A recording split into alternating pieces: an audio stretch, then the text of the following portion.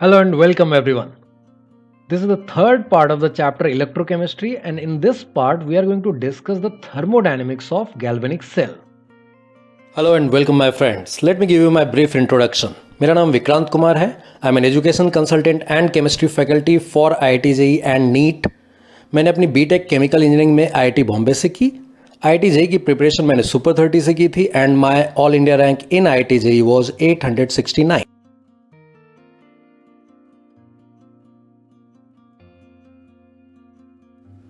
So before starting the third lecture of the electrochemistry, let's revise the previous two lectures in brief, है ना. What we have seen so far is that the electrochemical cells were broadly divided into two types. First one is galvanic cell, second one is electrolytic cell. Galvanic cell में क्या किया था? A spontaneous redox reaction was performed and its chemical energy was converted into electrical energy. Electrolytic cell just opposite. The electrical energy was consumed to perform a non-spontaneous redox reaction. इसके बाद हम लोगों ने enter किया था galvanic cell के details में, and in that details first one was the structure of galvanic cell, in which we have seen there are two compartments, anode and cathode. Anode पे ऑक्सीडेशन होगा, कैथोड पे reduction होगा, and that's why electron will be flowing from anode to cathode, and that's why cathode से anode की तरफ current बहेगा externally. But in order to run the galvanic cell smoothly and continuously we need a salt bridge. So salt bridge के अंदर there were some electrolytes, appropriate electrolytes use करना था, which was ensuring the smooth functioning of the galvanic cell. So उसके बाद हम लोगों ने देखा था ये जो दो कंपार्टमेंट्स है, एनोड है या कैथोड की तरह जो दो कंपार्टमेंट्स काम कर रहे हैं, वो डिफरेंट टाइप के हो सकते हैं, जिनको हम लोग हाफ सेल्स बोल रहे थे. सो हम लोगों ने various type of half cells देखा था. कौन कौन से हाफ सेल्स थे? पहला metal soluble salt half cell, दूसरा गैस आयन हाफ सेल, तीसरा रेडॉक्स हाफ सेल या जिसको ऑक्सीडेशन रिडक्शन हाफ सेल बोलते थे, and the fourth one was metal insoluble salt और you can say sparingly soluble salt half cell. इन सारे half sales को देखने के बाद उनमें क्या स्ट्रक्चर होते हैं, क्या इनर्ट इलेक्ट्रोड की जरूरत होती है कि नहीं, ये सब चीजें हम लोगों ने देखी थी. और उसके बाद हम लोगों ने देखा था ये पूरे जो गैल्वेनिक सेल है उसको दिखाने के लिए बहुत ही शॉर्ट तरीका होता है, जिसको शॉर्ट हैंड नोटेशन भी कह सकते हैं हम लोग. It was called cell notation. तो सेल नोटेशन में कौन कौन से रूल्स फॉलो करने हैं वो हम लोगों ने देखा था कि IUPAC कन्वेंशंस क्या क्या है, and then if you are having a cell notation, how to write the balance cell reaction for the given cell notation. ये था हमारा पहले लेक्चर का कंटेंट. दूसरे लेक्चर में आते हैं. हम लोगों ने बात की थी if you are having galvanic cell it is suppose to generate electricity, that's why there will be some cell potential और cell EMF of that galvanic cell. तो उस सेल पोटेंशियल की बात जब हम लोगों ने की थी तो बोला था it will be the potential difference of the two half cell potentials. But you cannot measure individual half cell potential experimentally by any instrument, but you can directly measure the cell EMF by potentiometer. तो ये जो individual half cell potentials हैं उनको कैसे determine किया या decide किया, तो हम लोगों ने एक रेफरेंस इलेक्ट्रोड लिया था, स्टैंडर्ड हाइड्रोजन इलेक्ट्रोड, उसको हम लोगों ने रेफरेंस इलेक्ट्रोड बोला था. और उसका what was the reason of selection of that SHE as the reference electrode? It was arbitrarily chosen. कोई पर्टिकुलर रीजन नहीं था, आर्बिट्रली एक चूज किया, समझ लो लॉटरी निकाल दी. सो आर्बिट्रली चूज किया और उसको सेट कर दिया 0 पे, और फिर बोला गया कि बाकी का हाफ सेल पोटेंशियल हम लोग निकाल सकते हैं by connecting those half cells with this SHE. SHE is called reference electrode और primary reference electrode. There are some secondary reference electrode also there. उनमें से एक होता है कैलोमेल इलेक्ट्रोड, जिसमें हम लोगों ने बोला था Hg2Cl2, Cl माइनस का एक electrolyte and Hg.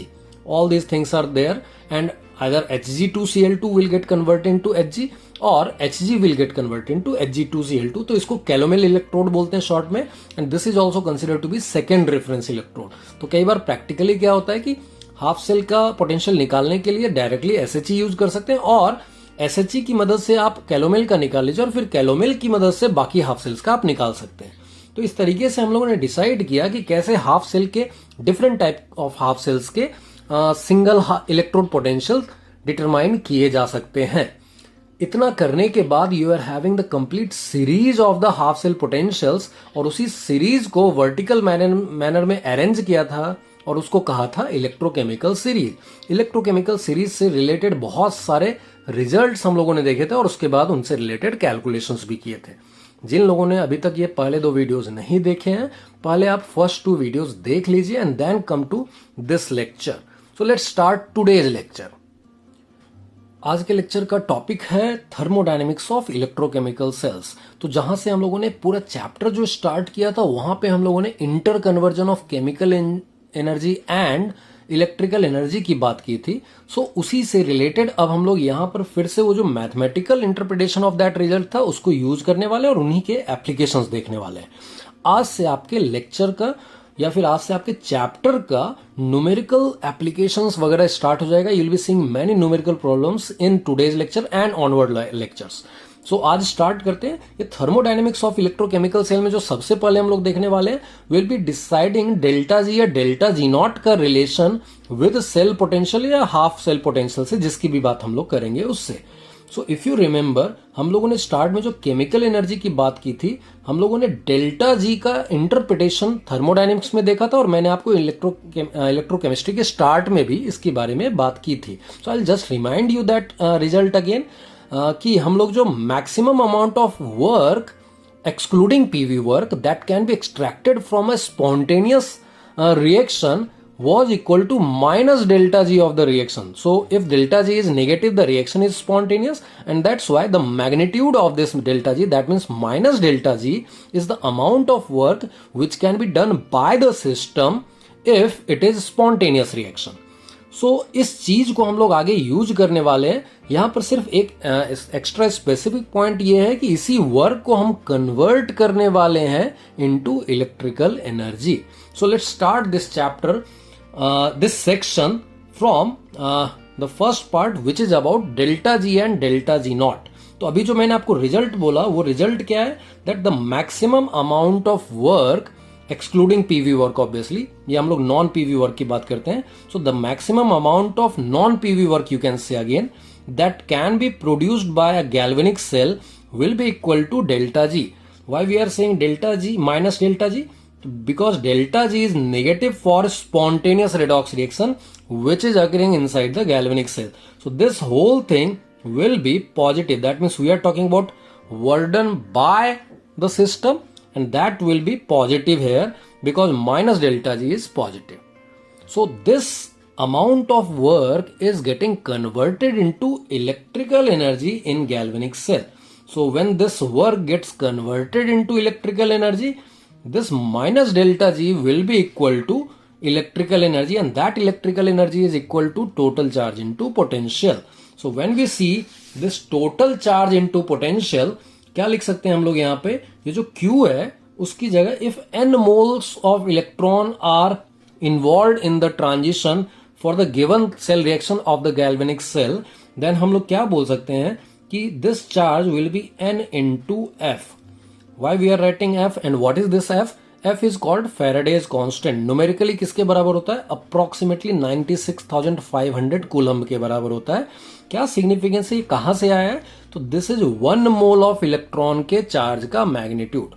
So 1 mole of electron के चार्ज का मैग्नीट्यूड कितना होगा? तो Avogadro number into electronic charge, that mean 6.022 into 10⁻23 into 1.6 into 10⁻⁻19। उस दोनों नंबर को जब मल्टीप्लाई करके देखा तो it was coming approximately, not exactly, 96,500 coulomb.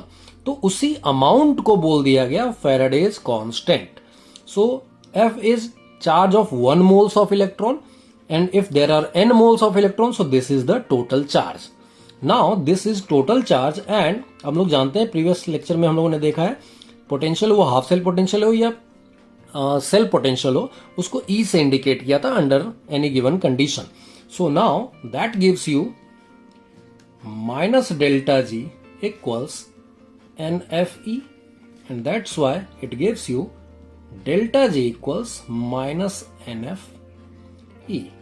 So this is a very important result. आप देखिएगा आज के लेक्चर में यही चलेगा, पूरे लेक्चर के अंदर इसी के एप्लीकेशंस दिखने वाले। अब इसी चीज को अगर मैं बात करूं under standard state, so if you are talking about the same result under standard state, so standard state के अंदर हम लोग क्या कर रहे हैं, यहां पे जहां पर डेल्टा जी लिखा है उसकी जगह क्या लिख देते हैं, delta G not, and similarly जहां पर ई लिखा है उसकी जगह हम लोग लिख देते हैं E not. So that's the result under standard state. I will remind you again the standard state का मतलब क्या है कि कोई भी अगर एक्वस सब्सटेंस है तो इसकी मोलरिटी 1m लेनी है. अगर कोई गैसियस सब्सटेंस इन्वॉल्व है इन द सेल रिएक्शन या हाफ सेल रिएक्शन तो उसका पार्शियल प्रेशर 1 atm लेना है. By rule it should be 1 bar but practically we can take 1 atm also. So those are the meaning of standard state. Electrochemistry में temperature even if mention नहीं है, by default we are taking 25 degree C, but it is not the rule for the standard state anywhere. सो जब भी हम लोग standard state define करते हैं that is कि partial pressure should be 1 atm और 1 bar exactly actually. And aqueous content का aqueous जो पार्टिसिपेंट्स हैं उनका molarity should be 1m, capital M लेते हैं, at a given temperature. Now in electrochemistry it is the culture that even if temperature is not written, take 25 degree C which is equal to 298 Kelvin. So अब ये दोनों result हमारे पास आ गए. इनमें कौन सी चीजें क्या हैं वो देख लेते हैं और फिर जाके इनके एप्लीकेशंस देखना स्टार्ट करेंगे. सो यहां पर जब मैं डेल्टा जी बोल रहा हूं that is free energy change या फ्री एनर्जी ऑफ रिएक्शन भी बोल देते हैं. That is free energy change ही होता है actually under given condition.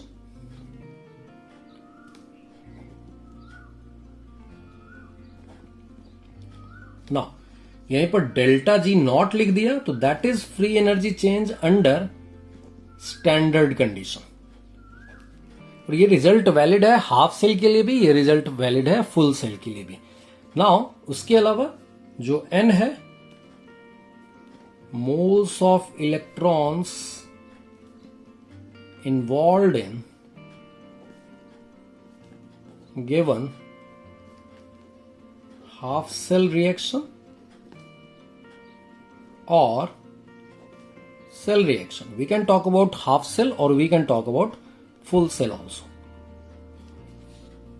F is called Faraday's constant.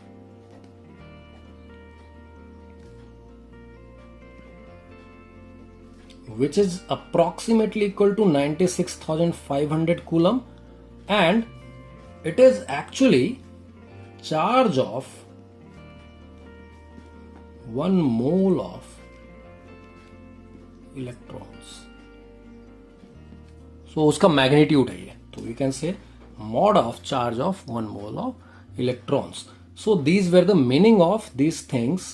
Now अब हम लोग जो आगे देखने वाले इन्हीं दोनों फॉर्मूलाज के एप्लीकेशन देखने वाले हैं. बहुत सारे अच्छे अच्छे एप्लीकेशन हैं और बहुत सारे अच्छे अच्छे क्वेश्चंस बनते हैं.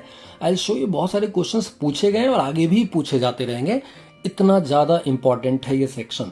तो आगे बचे हुए पूरे लेक्चर में हम लोग इसी फॉर्मूला के इन्हीं दो फॉर्मूलाज के मतलब in general it is delta G equals minus n F E, under standard condition delta G naught equals minus n F E naught. आज के दिन हम लोग इस फॉर्मूला को मेनली देखेंगे which is coming from here only. So that's why we are saying we are going to see applications of these two formulas. So let's go to the applications of these two formulas. Okay, so let's see the first application of these two formulas, and the first application is about the EMF itself, that it is an intensive property. Very important result देखते हैं. लेकिन before entering into this application पहले हम लोग याद करते हैं कि what was intensive property and what was extensive property. जरा ध्यान से समझ लीजिएगा जिन्होंने पहले से नहीं समझा हुआ है कि if you are having a particular system you can divide that system into various compartments, and now when you are dividing it into various compartments किसी एक प्रॉपर्टी का वैल्यू अगर x1, x2, x3 and x4 आ रहा है, and if you are getting x1 equals x2 equals x3 equals x4 equals x of the system, then it is called intensive property. जैसे concentration, जैसे molar volume, जैसे कोई भी दो extensive property का ratio becomes an intensive property. जैसे temperature, pressure, ये सब चीजें इंटेंसिव प्रॉपर्टी बन जाती है. But if you are having, so if ऐसा रहा तो हम लोग बोलते हैं ये इंटेंसिव है. लेकिन अगर x1 plus x2 plus x3 plus x4 यहां चार पार्ट में डिवाइड किया, you can divide it into various parts. So equals x of system आ जाए, then it will be called extensive. That's the rule. Now, अब यहां पे जब हम लोग इंटेंसिव एक्सटेंसिव की बात कर रहे हैं तो दो चीजें समझ में आती हैं कि extensive upon extensive will become an intensive. Similarly intensive upon intensive will also be intensive. Extensive upon intensive will become extensive. So यहां पे देखते हैं ये जो ई आया है अपना, दैट इज हम लोगों ने माइनस एन एफ ई को डेल्टा जी बोला था. So we can write this one will be minus delta G upon n F. Now in this part you can separate this minus 1 upon f because these are constant, and now जो बची हुई चीज है वो delta g upon n है. For a given reaction delta g is extensive and n is also extensive. So this is extensive and this is also extensive, and that's why ratio of two extensive properties is always intensive. So we can say this is an intensive property. So ये तो हो गया एक तरीके से explanation when we are seeing the formula itself. Now let's see it with some reaction वाले examples. तो कैसे इसको चेक करेंगे, लेकिन पहले इसको एक फाइनलाइज रिजल्ट कर लेते हैं और फिर रिएक्शन के थ्रू भी इसको देखते हैं. So what result we can say that EMF is an intensive property and its value doesn't depend on the manner of balancing of the reaction. So reaction एक दिया हुआ, वो हाफ रिएक्शन हो या कंप्लीट रिएक्शन हो, आप उसको किसी भी तरीके से आप बैलेंस कीजिए. Delta G will depend on the balancing का manner and will also depend on the manner in which you are balancing the reaction, but E will be independent of the manner in which you are balancing the reaction. Let's see it with the examples of reactions. So assume the reaction is the reduction of Cl2 gas to convert it into Cl minus. Now इसको हम लोग balance कैसे कर सकते हैं? तो पहला तरीका हो सकता है कि हम लोगों ने Cl2 plus 2 electron giving 2 Cl minus लिखा. अब इसको ध्यान से देखिए, इसका जो भी डेल्टा जी होगा, इसको मैं डेल्टा जी 1 बोलता हूं, that will be equal to minus n F E of this reaction, half reaction. So इसका एन जो है वो हाफ रिएक्शन में तो दिखता है, वो इलेक्ट्रॉन के आगे का जो भी कोफिशिएंट रहेगा that is the n. So 2 into F into let's consider it E1. Now इसी को अगर मैं दूसरे तरीके से बैलेंस करूं, कोई हो सकता है जो ये बोले कि I need to balance it in this way. You can write it in this way and then whatever delta G2 is there that will be minus n of this reaction. This time it has become 1 into F into let's assume that its EMF is E2, and that's why हमारे पास अब ये दो relation आ गए. सो अब इन दो relation में एक इंपॉर्टेंट पार्ट क्या है कि वी कैन अप्लाई हेस लॉ. जैसा हम लोग डेल्टा एच पे लगाते हैं वैसा डेल्टा जी पे भी लगा सकते हैं, because delta G is also state function and delta G is extensive property, and that's why you can apply the Hess law on delta G also. So if you see we can write reaction 2 is half into reaction 1.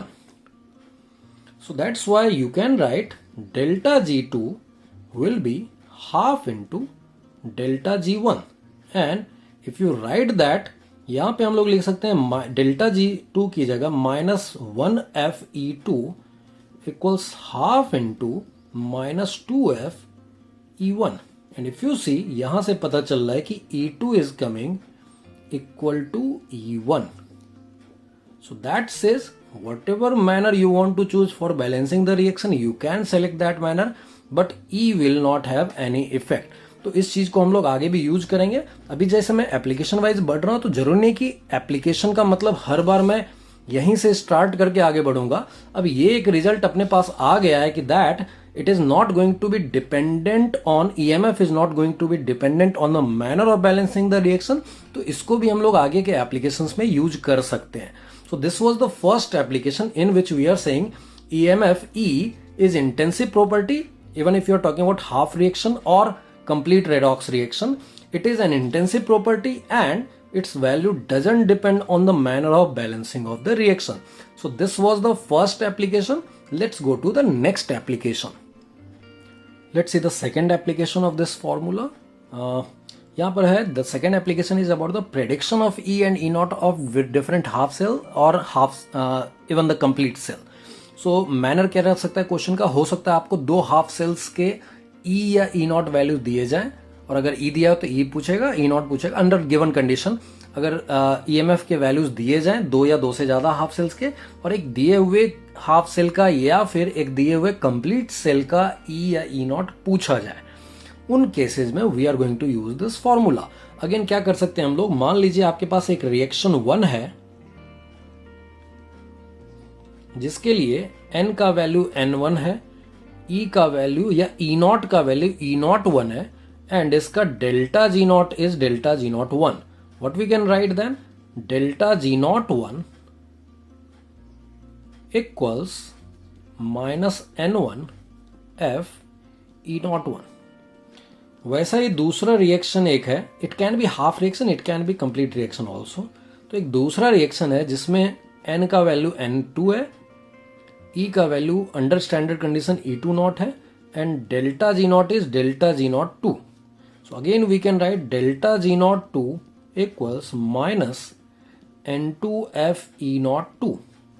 Similarly there can be third reaction जिसका delta G या e पूछा जाए.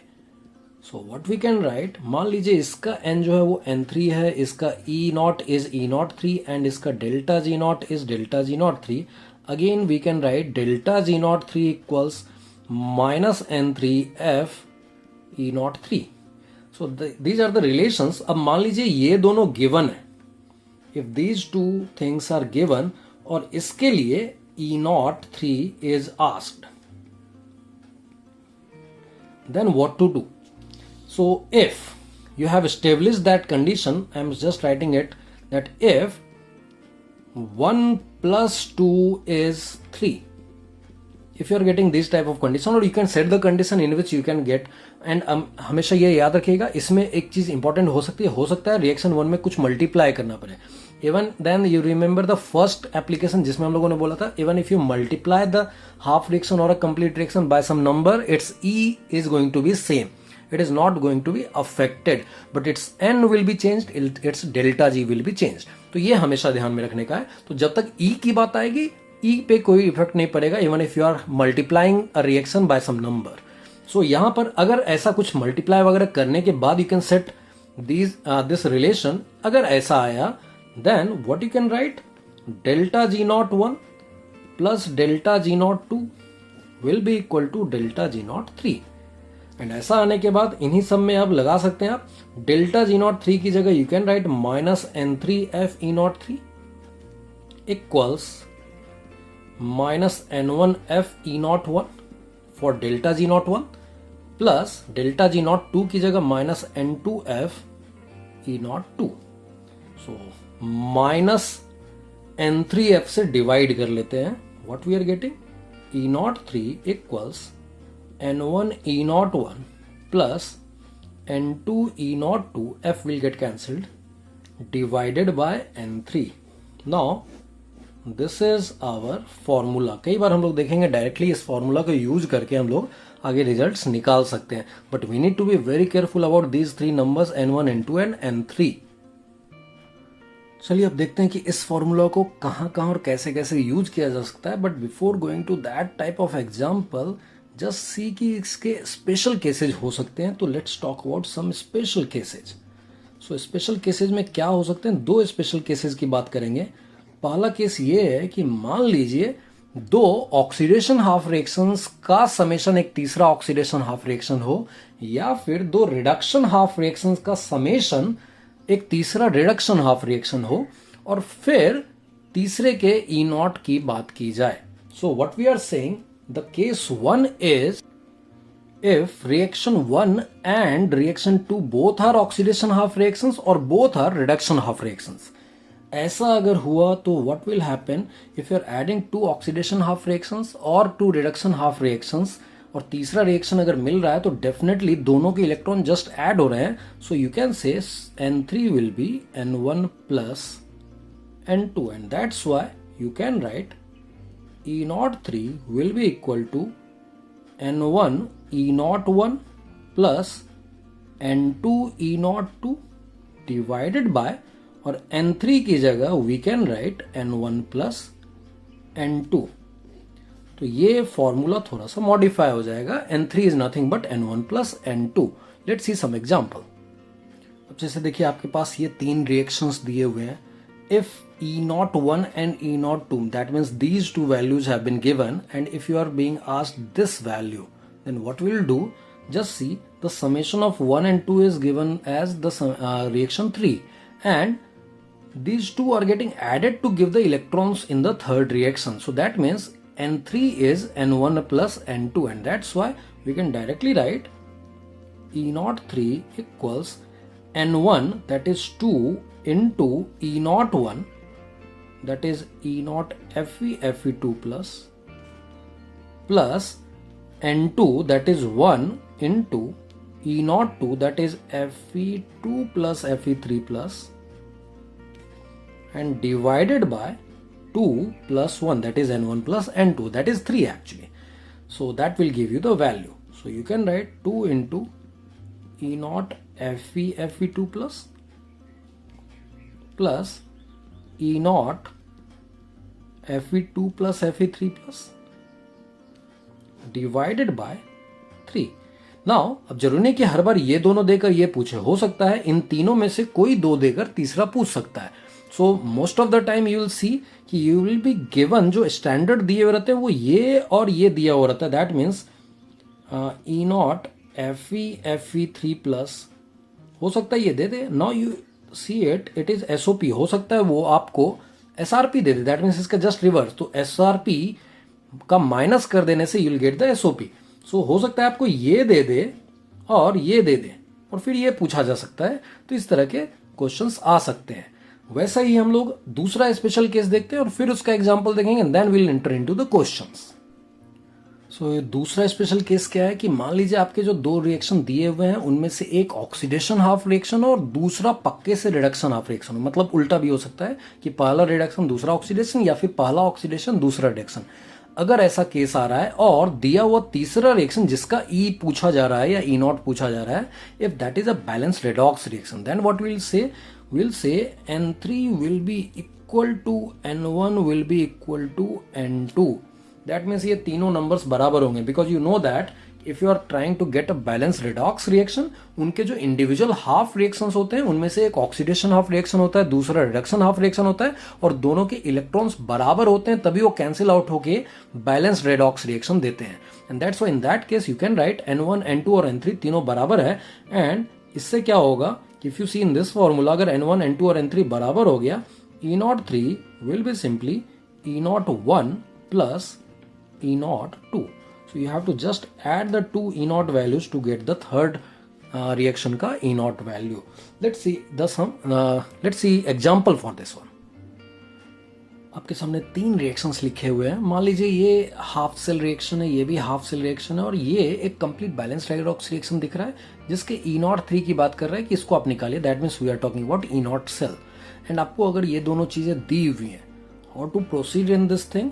सो if you see दोनों के electrons बराबर नहीं है, but एक चीज जो हम लोगों ने सीखी है पहले में, even if you are balancing it Cl2 plus 2 electron giving 2 Cl minus, उसका E चेंज नहीं होगा, बस N चेंज हो जाएगा।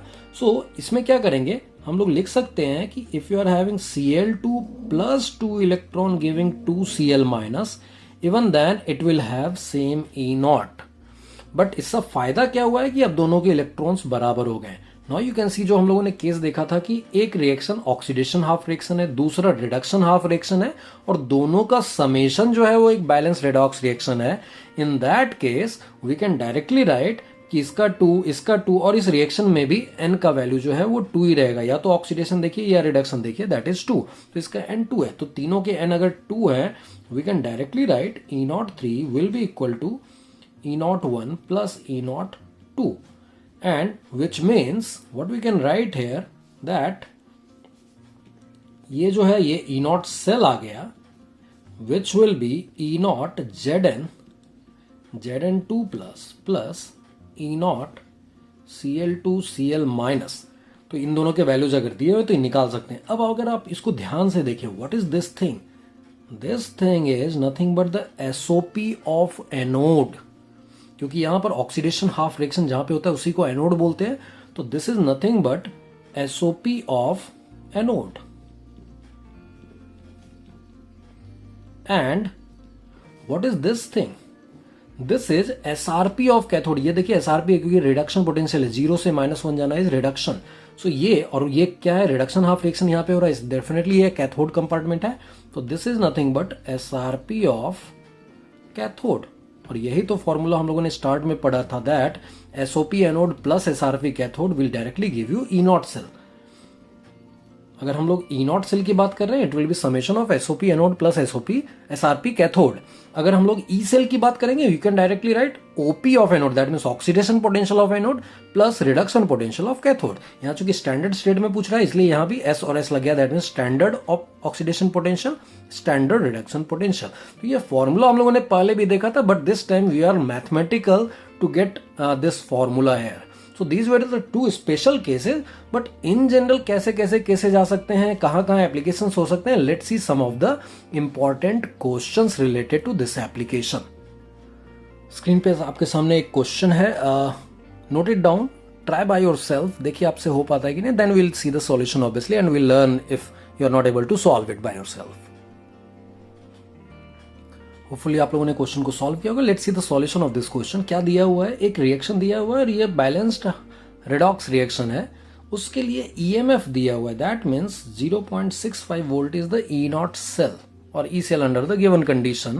And now it is asking calculate the maximum electrical work by this cell when 1 gram H2 is consumed. तो maximum electrical work by this cell was equal to minus of delta G. इसी की तो बात हम लोगों ने की थी. And that was equal to N into F into E. So for the given reaction, if you see,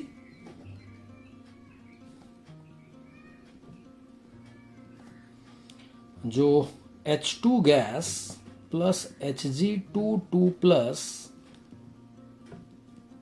giving 2Hg liquid plus 2H plus लिखा हुआ है, इसके लिए अगर हम लोग माइनस डेल्टा जी निकालें तो it will B N into F into E. इस रिएक्शन का N का वैल्यू निकालना रहे या तो ऑक्सीडेशन या तो रिडक्शन के साथ आप जा सकते हैं. You can find out the N का value for the given reaction. So if you go for oxidation only or reduction only, both of the places you will be getting the same value.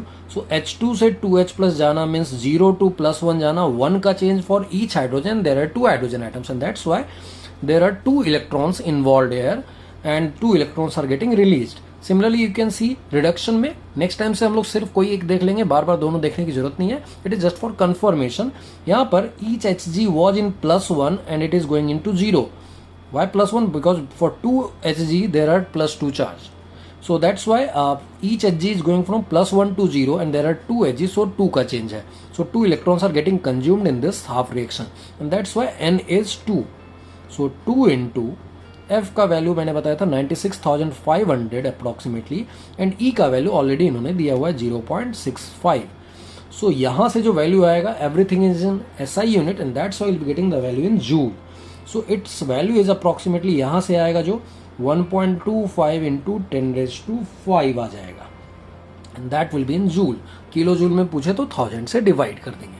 क्या यही answer होगा? No, because you see here it is asking if 1 gram H2 is consumed, this much of electrical work can be done by this reaction if 1 mole of H2 is involved. 1 mole of H2 means it is 2 gram. So for 2 gram this much of electrical work can be done by this cell, but if you are having just 1 gram then you will be writing for 1 gram H2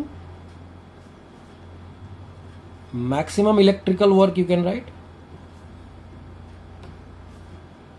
by cell will be half of it, because this is just 1/2 mole. 1 gram is half mole, so half into 1.25 into 10⁵ joule, which will be equal to 62.5 kilojoule. You can write, you will divide it by 1000. So that's the answer for this question.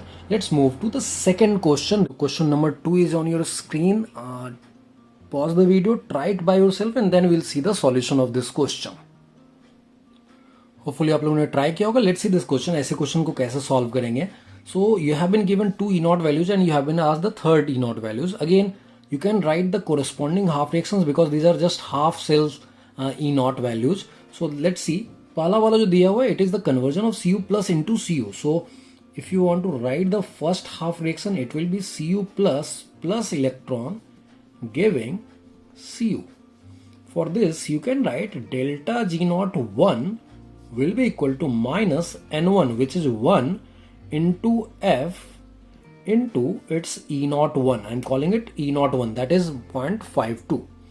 For the second reaction, Cu2 plus is getting converted into Cu. So Cu2 plus 2 electron will give you Cu. So plus 2 to 0, 2 का change है, and that's why you need to write 2 electrons.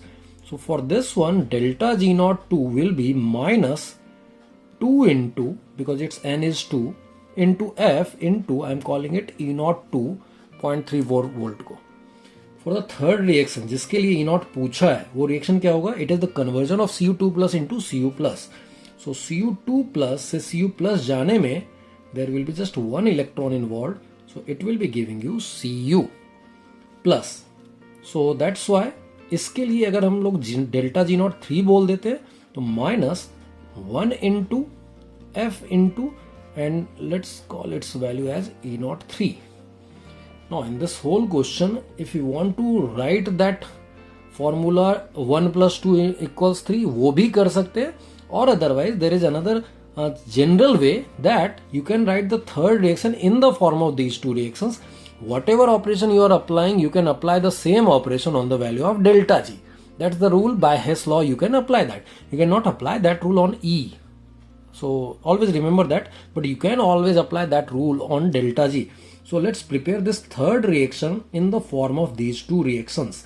So if I want a third reaction, it will be, we want Cu2 plus on the left side, so that is available in the reaction number 2, and you want Cu plus on the right side. So if you are writing 3 equals 2 minus 1, you will be getting the third reaction. So you can apply the same operation on delta G. So you can write delta G naught 3 will be delta G naught 2 minus delta G naught 1. And now put the values of these delta G's values. So we can write minus 1F E naught 3 will be equal to minus 2F E naught 2 minus 1F E naught 1. So that gives you, divide this whole thing by minus 1F. So E naught 3 is equal to, here we are having plus sign, so 2 into E naught 2, and here there was plus, and divided by minus 1F will make it minus, and this will be E naught 1. So simply this value will become, you can just put the value that E naught 3 was nothing but E naught Cu2 plus Cu plus, and that will be equal to 2 into E naught Cu, E naught 2 was Cu2 plus 2 Cu, and minus E naught 1 was E naught Cu plus 2 Cu, and that will give you the value 2 into 0.34 minus 0.52, and that gives you 0.68 minus 0.52, it is 0.16 volt. That will be the answer of this question. Let's move to the next question, which is question number 3. Question number 3 is on your screen. Pause the video, try it by yourself, and then we'll see the solution of this question. So hopefully आप लोगों ने ये question solve कर लिया होगा. Let's see the solution of this question. क्या दिया हुआ है? यहाँ से MnO4 माइनस से Mn2 प्लस के कन्वर्जन का E naught has been given. MnO2 to Mn2 plus has been given. MnO2 to MnO4 minus has been asked. Now just see it. If you want to write this thing, what will the reaction? This will be going into this form. Now in this case you don't have to balance the reaction because you are knowing that all the other things are going to be cancelled out. If it is having H2O or H plus, definitely वो cancel out होता है. So directly यहाँ देखते हैं यहाँ क्या N का value आ रहा है. So I am calling it N1. +7 से +2, 5 का चेंज, सो N1 इज 5। यहां से यहां जाएंगे तो +4 से +2 का चेंज, N2 इज 2। एंड यहां से यहां जाएंगे तो +4 से +7, N3 is +4 to +7, N3 is 3. So we have got the Nk values. Now you must be knowing, if you are writing this reaction, MnO4 minus will be on the left side, but in the final reaction you need it on the right side, but with same coefficient will be keeping it. So क्या करना पड़ेगा, पहले को reverse करना पड़ेगा। दूसरे वाले में MnO2 we need on the left side with coefficient 1, and there is MnO2 on the left side with coefficient 1, and that's why it will remain as this one. So if I am calling this reaction as 1, this as 2, and this as 3, we can write 3 will be equal to 2 minus 1, same manner, and that's why you can write delta G naught 3 equals delta G naught 2 minus delta G naught 1, and after that just write minus 3f E naught 3 will be equal to minus 2 f E naught 2 minus, for delta G naught 1, minus nf E लिखते हैं तो minus 5, because N1 is 5, f and E naught 1.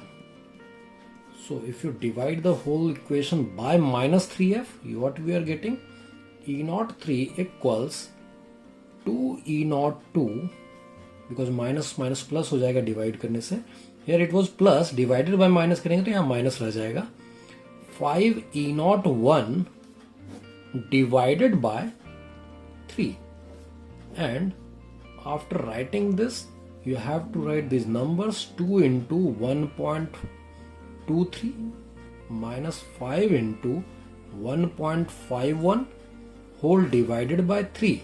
If you solve it, you will be getting the value 1.697 volt, and that's the answer of this question.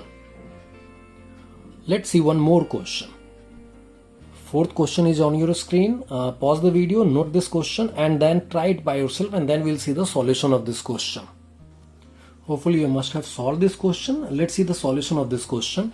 And if you see the question, there is a given balanced redox reaction, and इसके लिए E naught and delta G naught की बात पूछ रहा है, और जो value दिए हैं उनको ध्यान से देखिए. Can I say that this is actually, in this reaction, just observe what is happening. Fe3 plus is going in the form of Fe2 plus, that is reduction, and I minus is going in the form of I2, that is oxidation. So when we are saying Fe3 plus to Fe2 plus, it is SRP cathode, because the reduction half reaction is involving Fe3 plus and Fe2 plus. So SRP cathode इसको बोल सकते हैं. Similarly, I2 and I minus का जो combination है उसमें if we are showing 0 to -1, this will be called SRP of anode, because on the anode we are having oxidation half reaction which involves I minus and I2. So this can be called SRP anode.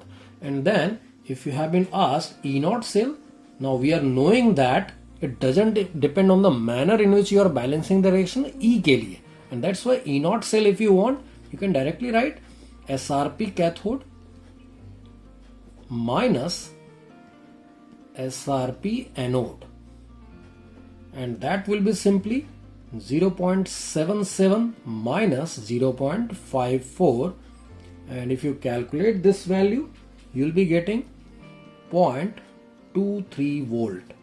That's the answer for E naught. Now, will the value of delta G naught is be also independent of the manner in which you are balancing the reaction? No. For that you need to be very careful. You need to find out the N का value, and that will decide कितना होगा delta G naught. So if I write 1, 1, 1.5, it will have different delta G naught but same E naught. तो E naught के लिए ये चक्कर नहीं है कि आपको बैलेंसिंग देखनी पड़ेगी, but for delta G naught you need to be alert. So कैसे कैसे अलर्ट रहना है? दो तरीके से, एक तो यूनिट के फॉर्म में, दूसरा बैलेंसिंग के मैनर में. तो बैलेंसिंग के मैनर में कैसे अलर्ट रहेंगे, एन का वैल्यू या तो ऑक्सीडेशन या रिडक्शन, दोनों में से किसी एक से चेक कर लीजिए. Let's see the reduction itself. +3 to +2, change of 1 per Fe, and there are 2 Fe, and that's why total change is 2. Or otherwise in oxidation half reaction, -1 to 0, 1 ka change per I, and there are 2 I, and that's why N is 2. So from both the half reactions you can confirm it that N of this reaction is 2, and that's why if you want delta G naught, it is simply minus NFE naught, which will be equal to -2 into 96,500 into 0.23. What will the unit? Energy की unit जैसी होती है वही इसकी unit होगी. Everything is in SI unit, so it will be joule. And now if you want this value in kilojoule, you have to divide it by 1000. When you do that, you'll be getting approximately 44.39 kilojoule. So delta G naught for this given reaction in this manner of balancing is -44.39 kilojoule. That's the answer of question number 4. So these were the questions related to the applications which we have learned till now. अब आगे एक और application पे जाते हैं हम लोग और फिर देखते हैं कि और क्या फायदा हो सकता है इस फॉर्मूला का जिसको हम लोग डेल्टा जी इक्वल्स -NFE कर रहे हैं and delta G naught equals -NFE not. So let's see the another application of this delta G equals -NFE or delta G naught equals -NFE naught ka. What is that application? We can also predict the spontaneous direction of a reaction, whether a given reaction is spontaneous or not under the given condition. We can predict that by these two formulas under different conditions. So under a given condition, वो condition standard हो सकता है या नहीं हो सकता है. So under a given condition or under given conditions, if you are talking about delta G naught or delta G for spontaneous direction, obviously we'll be talking about delta G under given conditions, which is equal to -NFE naught NFE. If you are talking about delta G, it should be negative. ये हम लोगों ने thermodynamics के time पे पढ़ा था.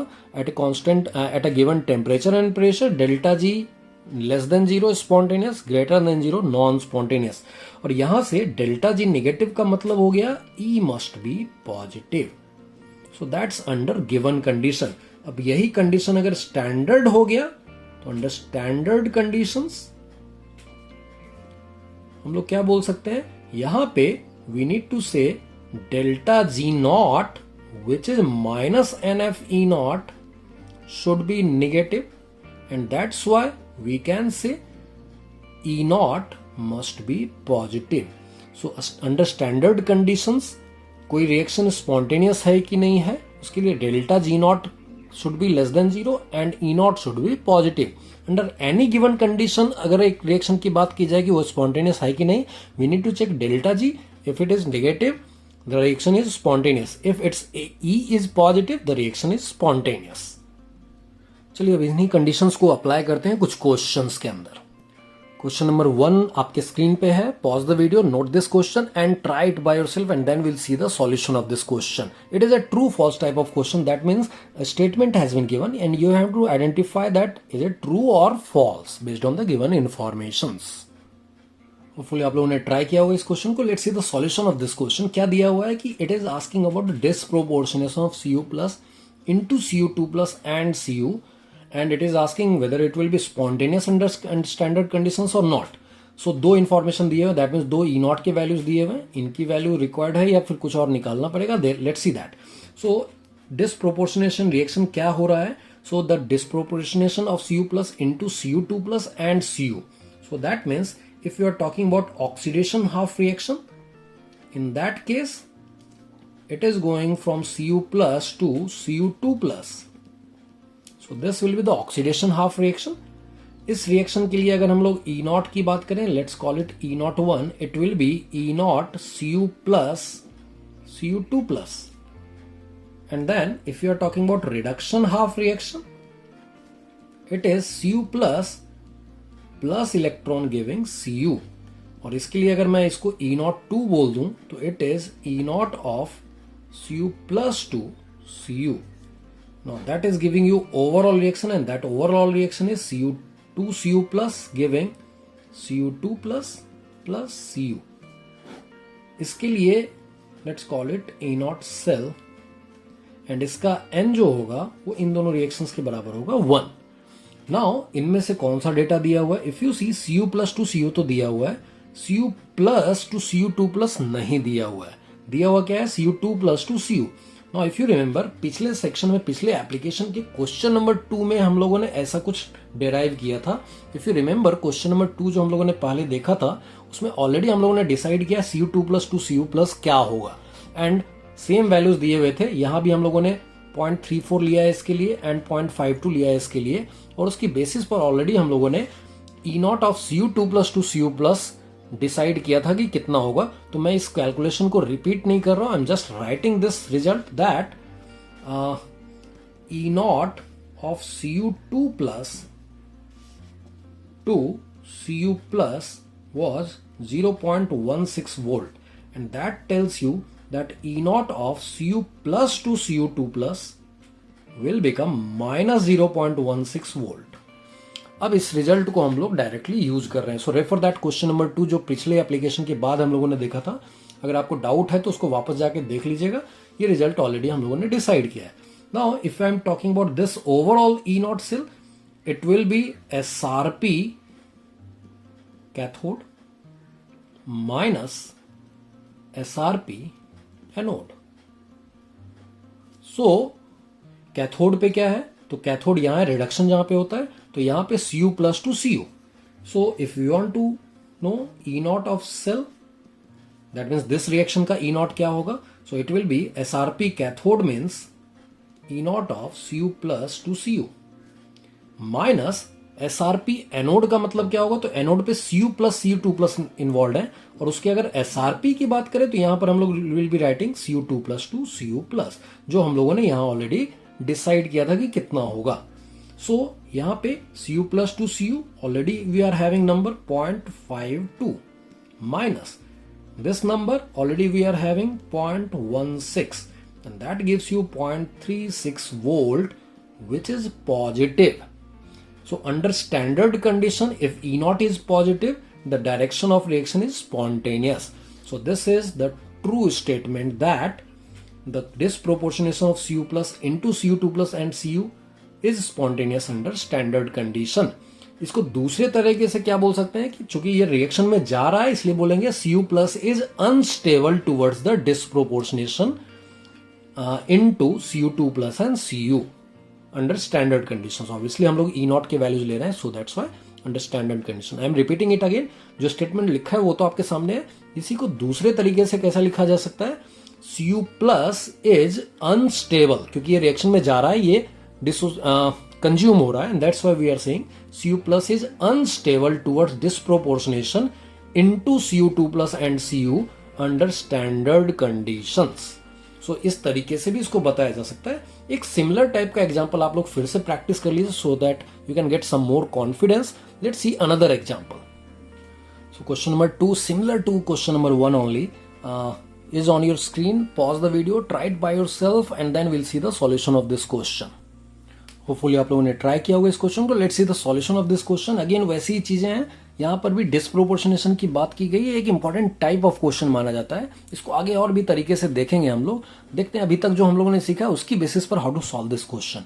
सो SN2 plus के disproportionation की बात की गई है into SN4 plus and SN, and again it is asking about the stability of this ion. That means अगर ये डिस्प्रोपोर्शनेशन में स्पॉन्टेनियसली जाता है तो हम लोग बोलेंगे इट इज अनस्टेबल। अगर ये नहीं जाता है तो will be saying it is stable.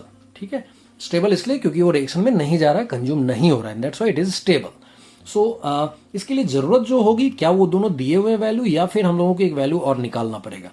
So let's सी, अगर हम लोग डिस्प्रोपोर्शनेशन की बात कर रहे हैं तो एनोड पे SN2 plus will be going in the form of SN4 plus, and cathode पे SN4 plus SN2 plus will be going in the form of SN solid.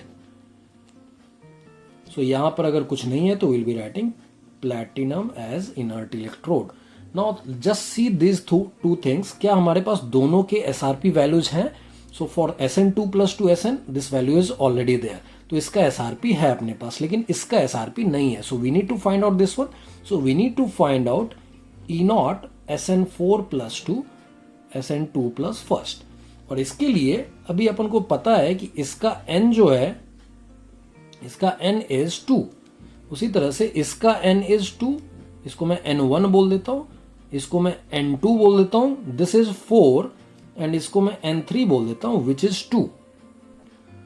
So if is reaction corresponding to this E naught is reaction 3, this is 1 and this is 2, तो ये 3 कैसे मिलेगा? देखिए 2 as it is रहेगा क्योंकि SN4 plus चाहिए left side में, ये वाला जो इसको राइट रिवर्स करना पड़ेगा, and that's why we can write again 3 equals 2 minus 1 for the calculation of this E naught.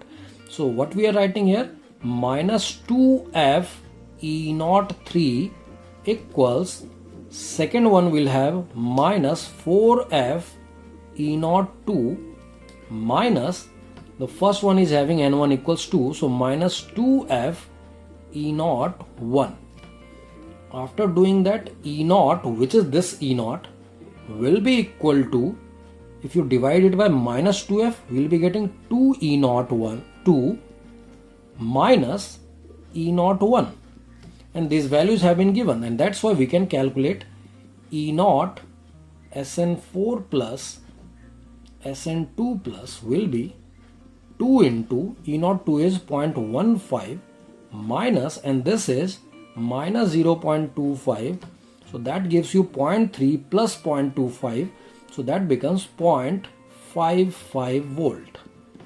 Now this is for the disproportionation reaction for this thing, for this cell, this is SRP of, if you are talking about this conversion, this is anode, this is cathode, so this is SRP cathode.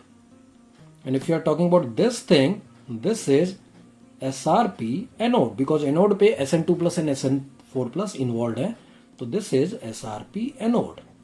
And that's why if you want to calculate E naught cell of this galvanic cell, which is showing the disproportionation of SN2 plus, so E naught cell will be SRP cathode, which is minus 0.25 minus SRP anode, which is 0.55, and that gives you minus 0.80 volt, which is negative.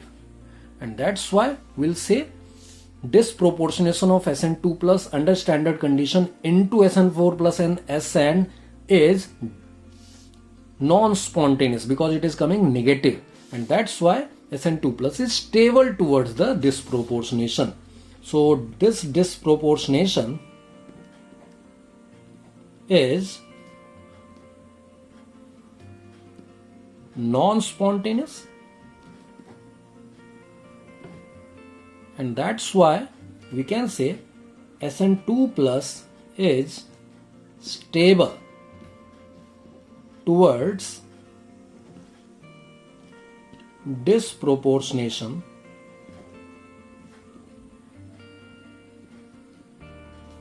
into SN4 plus and SN under standard conditions. क्योंकि सब कुछ हम लोग ई not वगैरह के value ले रहे हैं, तो स्टैंडर्ड कंडीशंस में ही हम लोग चेक कर पा रहे हैं अभी. So that's the answer of question number 2 related to the application in which we are predicting the spontaneous direction of a reaction. इसी में एक और तरीका है, that is called EMF diagram और लैटिमर डायग्राम, जिसको हम लोग अभी सीखेंगे और फिर देखेंगे उससे क्या क्या इंफॉर्मेशन हम लोग डायरेक्टली कई बार बहुत इजी वे में निकाल सकते हैं. वैसे तो कहने को ये ग्रेजुएशन की चीज है सिलेबस में बाय द नेम, बट ये हम लोग ने जो पढ़ा है उसी की बेसिस पे है, उसी को जरा अरेंज करके ऑर्गेनाइज करके बता दिया है. सो ये जान लेने से कई बार क्या होता है, क्वेश्चंस को बहुत इजी तरीके से सॉल्व कर सकते हैं. रिसेंट टाइम पे देखा गया है कि इससे रिलेटेड क्वेश्चंस दिए जा रहे हैं, so that's why will be using that EMF diagram और which is also called Latimer diagram. उसको हम लोग देखते हैं, सीखते हैं और फिर उसको अप्लाई करके भी सीखते हैं. तो इस ईएमएफ डायग्राम या लैटिमर डायग्राम जिसको बोलते हैं, उसमें होता क्या है कि एक ही सब्सटेंस के डिफरेंट स्पीसीज दिखेंगे आपको. उन डिफरेंट स्पीसीज में उस पर्टिकुलर सब्सटेंस या पर्टिकुलर एटम का ऑक्सीडेशन स्टेट डिफरेंट डिफरेंट हो सकता है. तो जैसे Cu2 plus Cu plus and Cu, इनके बीच का भी जस्ट हम लोगों ने 2 क्वेश्चंस में यूज किया कि Cu+2 Cu गिवन था, Cu2+2 Cu गिवन था और ये निकालना था। वैसा ही मान लीजिए अगर आपको ये दोनों दिया और ये निकालना है, that is one part. Second part is will be talking about the disproportionation, जो अभी जस्ट बात किया कि Cu+ क्या इन दोनों में डिसप्रोपोर्शनेट होगा या नहीं होगा। तो इस तरह के इन्फॉर्मेशन को यूज करने के लिए डायग्राम बहुत ही कन्वीनियंट वे में आपको आंसर देगा। तो देखते हैं क्या करना है इसमें। जब भी ऐसे आपको स्पीसीज दिए जाए जिसमें एक particular functional item different oxidation states में रहे, तो उनको लेफ्ट टू राइट इस तरीके से अरेंज करना है। ये अरेंज करते वक्त क्या ध्यान में रखना है कि ऑक्सीडेशन स्टेट डिक्रीजिंग ऑर्डर में आना चाहिए left to right. That means +2 +1 0। वैसे ही मान लीजिए आपको कहीं +7 +6 +5 +4 +3 ऐसा कुछ दिया हुआ है, तो हायर से लोअर जाना है लेफ्ट से राइट में, ऐसा लिखना है। सो यहाँ जैसे इस एग्जाम्पल में I will be giving you more examples also. तो यहाँ पे +2 then +1 then 0 इस तरीके से अरेंज कर दिया। मान लीजिए ये कंटिन्यूस वैल्यूज अगर दिए हुए हैं तो ये डिसकंटिन्यूस वैल्यू और डायरेक्ट वैल्यू यहाँ से यहाँ डायरेक्टली जंप करके अगर E0 पूछा जाए तो कैसे निकालेंगे। और उसके बाद फिर आगे हम लोग बात करेंगे क्या Cu+ का disproportionation into Cu and Cu2+ क्या ये स्पॉन्टेनियस होगा या नहीं, कैसे समझेंगे इस चीज को, आगे वो देखना है। तो पहले बात कर लेते हैं इसकी कि ये अगर पूछा जाए तो क्या करेंगे। सिंपल सी चीज है, इसको अगर मैं N1 बोलता हूँ ये कितना है तो 1 है क्योंकि +2 से +1 जा रहा है। यहाँ N2 बोलता हूँ तो ये भी +1 से 0 तो 1 है। अगर ऐसा हो रहा है और यहाँ का N1 N3 कितना है तो दैट इज +2 से 0, that means directly 2 and that's why definitely this plus this is going to give you this one. So we can write this E03 minus 2 into F into E03, that is delta G03 will be equal to minus 1 into F into E01, जो कि इसको हम लोग बोल रहे हैं, plus minus 1 into F into E02।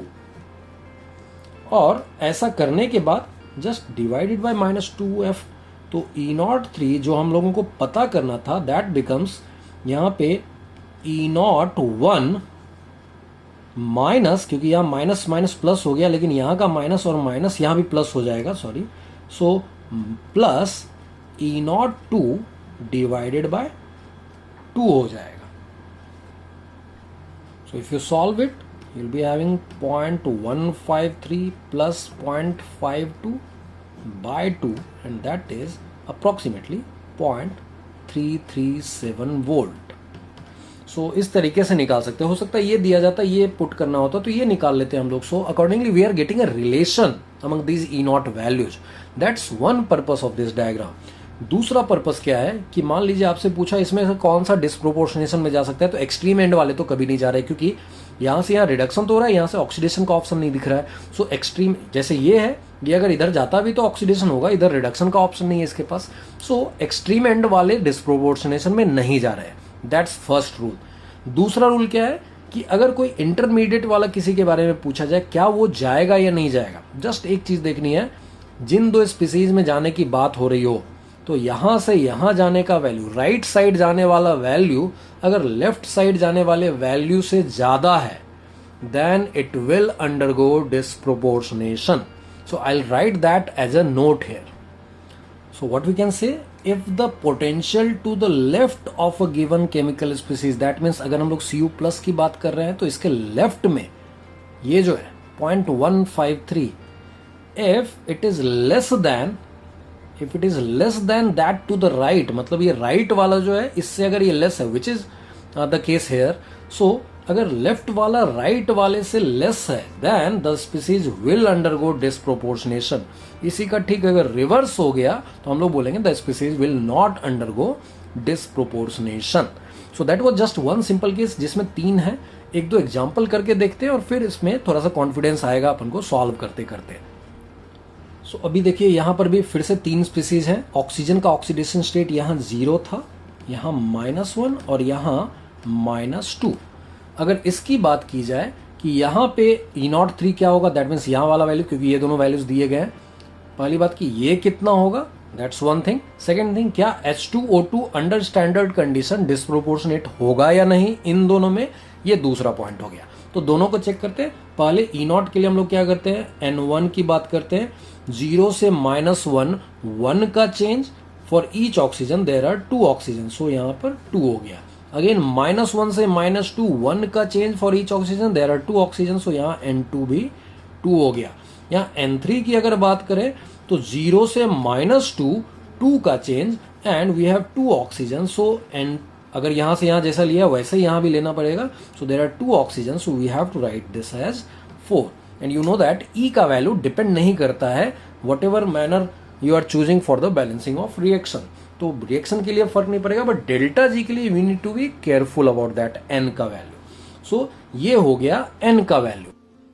So again if you apply that delta G, जो Hess law से हम लोग करते थे कि this one delta G1 plus delta G2 is equal to delta G3. So if you write delta G03 equals delta G01 plus delta G02, definitely you are getting -4f E03 equals -2f E01 plus -2f E02, and that's how you are getting again E03 equals E01 plus E02 by 2. अब इसको ध्यान से देखिएगा, इसको rule मत बना लीजिएगा कि हर जगह ये 2 ही आएगा, यहाँ 1 1 ही रहेगा. It will depend on the N values. तो ये बहुत ही केयरफुल रहिएगा, आगे एग्जाम्पल में ये चेंज हो सकता है. So this is not the rule, this was the rule that ये प्लस ये is giving you this one. So delta G03 will be equal to delta G01 plus delta G02.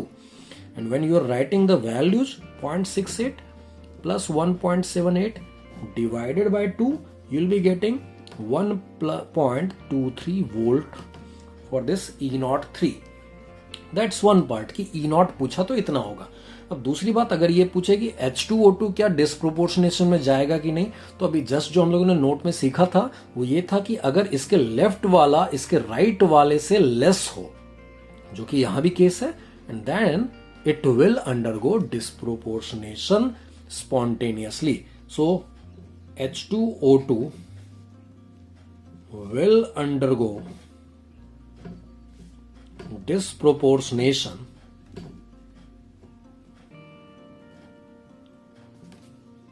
spontaneously. So that's the conclusion of N2, H2O and O2 under standard conditions. Okay, so that was the conclusion from these values. That means the Latimer diagram for these three species. Let's see one more example. अभी आपके सामने screen पे जो सारे species हैं, those are related to bromine. Bromine का oxidation state हर case में चेंज हो रहा है. यहाँ पे ये +5 था, यहाँ पे ये +1 है, यहाँ पे 0 है, यहाँ पे ये -1 है. सो it is in decreasing order, +5 +1 0 -1. This is decreasing order. That's one condition of Latimer diagram. इसके बाद ये जब आ गया ईएमएफ डायग्राम में, अब इसमें देखिए कंजिक्यूटिव वाले सारे नंबर्स लिखे हुए हैं बट अल्टरनेट वाले सारे नंबर्स नहीं लिखे हुए हैं. तो पहली बात तो ये सब चीजें पूछ सकता है कि E03, E04, E05 बताओ. That's one thing. And second thing is कि अब हम लोग डिस्प्रोपोर्शनेशन की बात फिर से कर सकते हैं कि इसमें से कौन डिस्प्रोपोर्शनेट होगा, कौन सा डिस्प्रोपोर्शनेट नहीं होगा. तो इन दोनों को आप पहले एक बार खुद से प्रेडिक्ट करके देख लीजिए, देन विल सी कि इसमें आगे कैसे बढ़ा जाए. First try it by yourself. Hopefully आप लोगों ने इसको ट्राई किया होगा. Let's see the solution of this question कि इसमें अगर ये तीनों वैल्यूज पूछे जाए तो क्या होगा, फिर डिस्प्रोपोर्शनेशन से रिजल्ट क्या क्या लिख सकते हैं वो भी देखते हैं. सो सबसे पहले n की बात कर लेते हैं. यहाँ पर इस रिएक्शन के लिए n जो है, अगर मैं इसको N1 बोलूं तो दैट इज 4. यहाँ अगर मैं N2 बोलूं +1 से 0 दैट इज 1. अगर मैं N3 बोलूं तो 0 से -1 इज 1. अगर मैं इसको चलिए N4 बोल देता हूँ, let's call it E04, let's call it E05 and let's call it E06. तो अगर मैं इसका n डिसाइड करूं तो दिस इज +5 से 0, तो N4 इज 5. वैसे यहां पर N5 की अगर बात करूं +1 से -1 that means it is 2. And अगर यहां बात करूं मैं N6, अगर इसको मैं लिख देता हूं तो ये +5 से -1 दैट इज 6. तो ये सारी चीजें अब डिसाइड हो गई. अब अगर मेरे को E04 पूछा तो क्या करेंगे, ये रिएक्शन जो है वो इन दोनों का कॉम्बिनेशन से आया है. तो 1 + 2 is reaction 4. So what we are writing, delta G04 will be equal to delta G01 plus delta G02.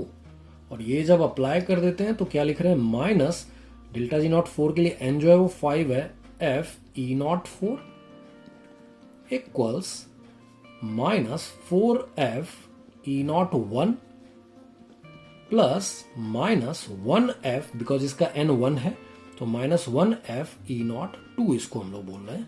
सो यहां से अगर ई नॉट 4 आपको निकालना है, it is 4 E naught 1 plus E naught 2 divided by 5. देखिए वो E naught 1 plus E naught 2 by 2 नहीं आया है, तो that is not the general case, वो पर्टिकुलर केस में आ रहा था. कोइंसिडेंटली पहले दो केसेस में वो रिजल्ट मिल रहे थे, but it is not necessary कि हर बार आपको वही केस मिलेगा. So if you are putting this values 4 into 0.54 plus 1 into 0.45 divided by 5, if you calculate it, you'll be getting approximately 0.522 volt. So that is E naught 4. Similarly, if you are talking about E naught 5, so E naught 5 के लिए देखिए combination है reaction 2 and 3 का. So what we'll write, delta G naught 5 equals delta G naught 2 plus delta G naught 3. And if you apply that same thing, so for fifth reaction we have N5 is 2.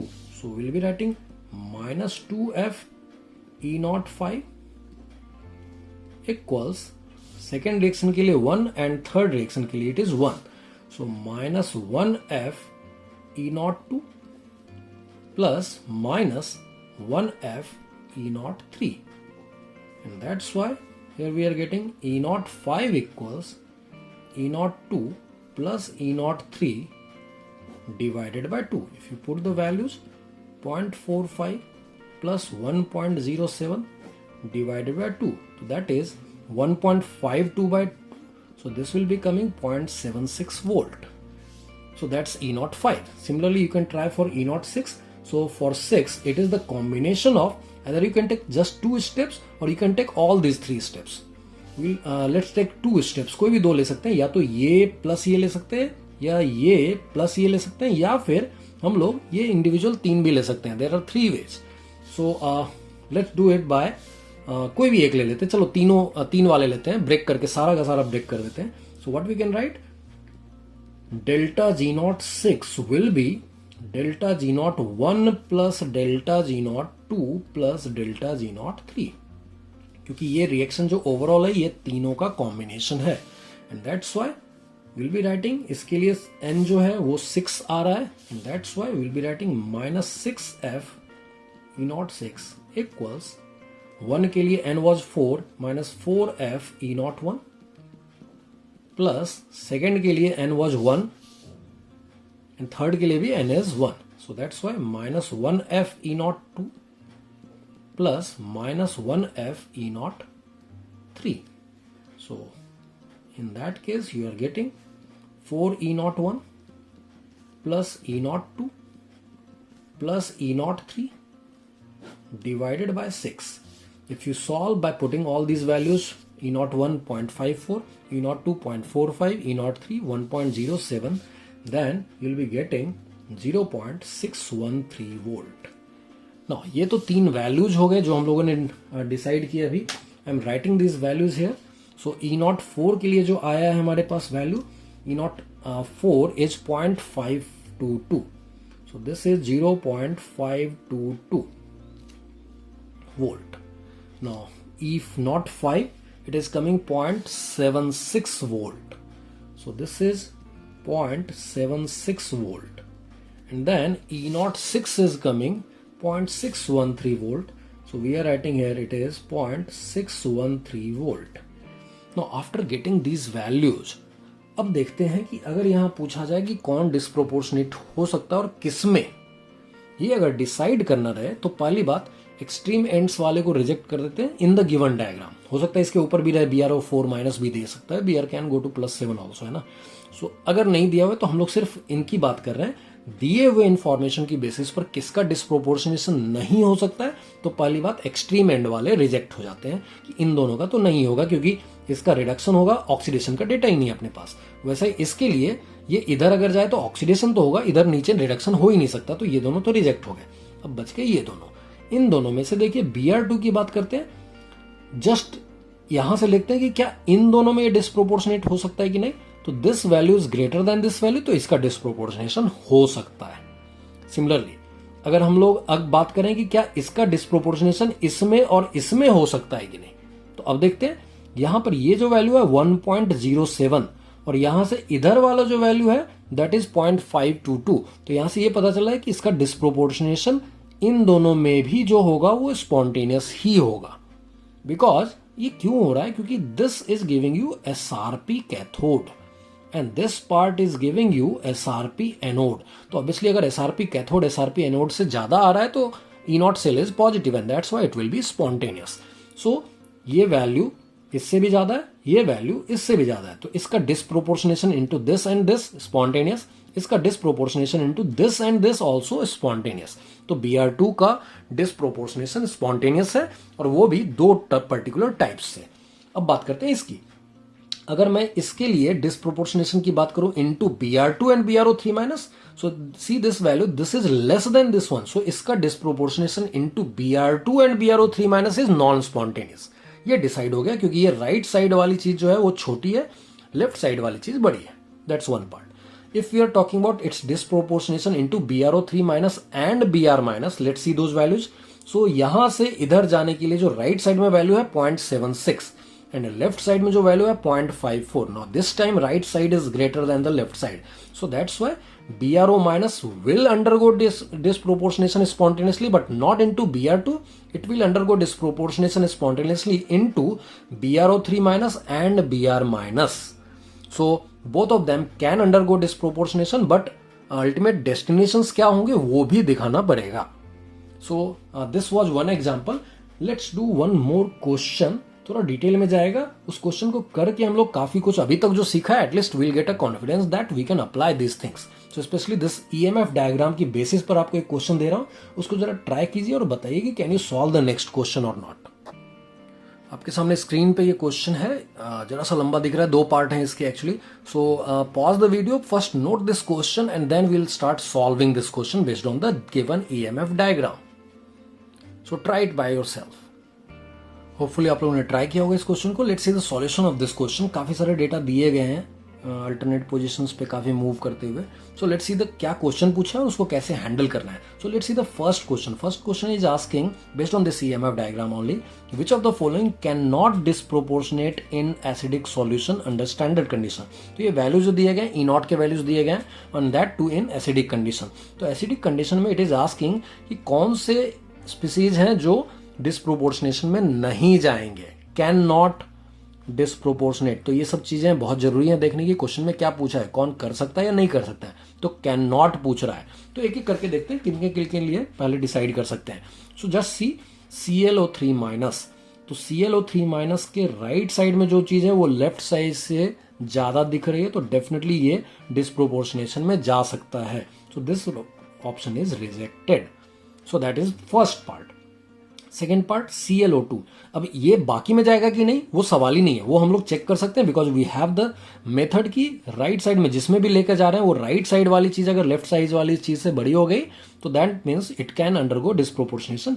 या एक particular final destination की बात ही नहीं कर रहे हैं। So even if it is undergoing some one just one disproportionation type का reaction तो इट विल बी रिजेक्टेड, क्योंकि which of the following can not go can not undergo disproportionation, इसकी बात कर रहा है। सो ये रिजेक्टेड है। ClO2 माइनस को देखते हैं। इसका राइट साइड में 1.65 जस्ट राइट में है, इसके बाद वाले में भी देखें तो 1.64 भी दिख रहा है और इसके जस्ट लेफ्ट में एक 1.21 दिख रहा है। सो डेफिनेटली ये राइट साइड वाली चीज ये लो या ये ले लो वो लेफ्ट वाली चीज से ज्यादा है। So definitely it will undergo disproportionation, so this is not our answer. अब बच गया एक Cl2 and none of this. तो Cl2 अगर डिस्प्रोपोर्शनेट नहीं हो पाएगा तो this will be the answer, अगर वो भी हो गया तो none of this will be the answer. So let's check for Cl2। तो Cl2 के ठीक राइट साइड में जब जा रहा है तो 1.36, जस्ट लेफ्ट में जाए तो 1.61 which is more than the right side. तो ये इन दोनों में तो डिस्प्रोपोर्शनेट नहीं होने वाला है। फिर आगे देखते हैं तो ये वैल्यू तो फिक्स है, इधर राइट साइड में एक ही वैल्यू अपने पास, लेफ्ट साइड में सारा चेक करना पड़ेगा एक एक करके। So this time if you are talking about ClO minus and Cl minus it can not undergo disproportionation. Let's talk about ClO2 minus. तो right side 1.36, left side 1.64. Again right side वाला less है, left side वाला ज्यादा है. So that's why it will not undergo disproportionation into Cl minus and ClO2 minus 2. यहां भी नहीं जाएगा. तीसरा जो दिख रहा है यहाँ पे डायरेक्ट यहां वाला वैल्यू दिख रहा है, तो Cl2 से Cl minus 1.36 और यहां ये जो है SRP एनोड की तरह जो बिहेव करता हुआ दिख रहा है 1.39. Again this is less than this value also. तो ये इसमें और इसमें भी डिस्प्रोपोर्शनेट नहीं हो सकता. अब बच गया ये जिसका वैल्यू दिया हुआ नहीं है. तो first we need to find out ClO3 minus to Cl2 का E नॉट कितना है. तो let's find out that and then we can decide only कि ये C ऑप्शन राइट होगा या D ऑप्शन राइट होगा. तो उसको डिसाइड पहले कर लेते हैं हम लोग. Let's calculate that. I am calling this one E01, E02, E03, E04. इतने का ही काम है क्योंकि यहां से यहां तक जाने में यही सब इन्वॉल्व है. So if you are talking about और यहां से ClO3 माइनस से यहां डायरेक्टली जाने को I am calling it, obviously half Cl2 लेना होगा क्योंकि बैलेंस वे में होना चाहिए. सो यहां से यहां मैं बैलेंस पूरा नहीं कर रहा हूं, I am just writing the species which is required to know. So यहां से यहां जाने को मैं बोल रहा हूं, इसके लिए जो E नॉट आने वाला I am calling it E05 क्योंकि इतने का ही काम है अभी.